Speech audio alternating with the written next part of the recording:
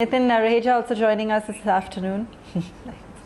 Nitin Raheja also joining us this afternoon. Nitin, it's all about financials yet again, but while we're seeing pressure, we're not necessarily seeing an out-and-out sell-off on all the stocks within the basket.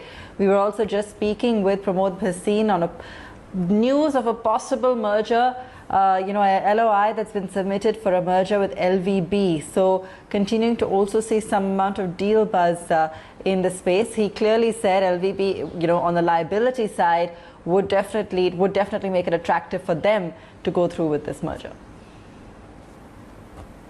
Sure.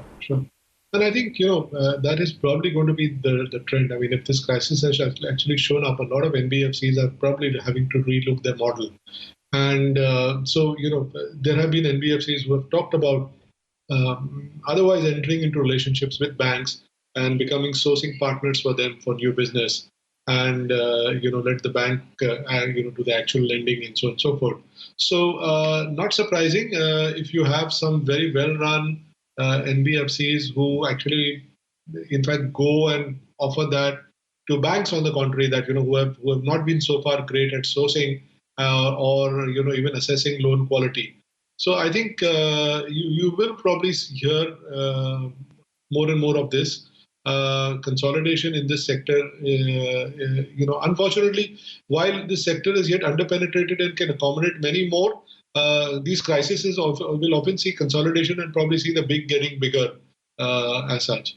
And as far as the markets are concerned, yes, financials have shown the maximum weakness, and this is bound to be because the financials in the next couple of quarters are going to continue to see bad news come intermittently from time to time, with certain accounts going bad and so on and so forth, because the sheer the effect of the lockdown means and now only you opened up, say, really in June is when you've actually seen even states like Maharashtra starting to open up and so on and so forth.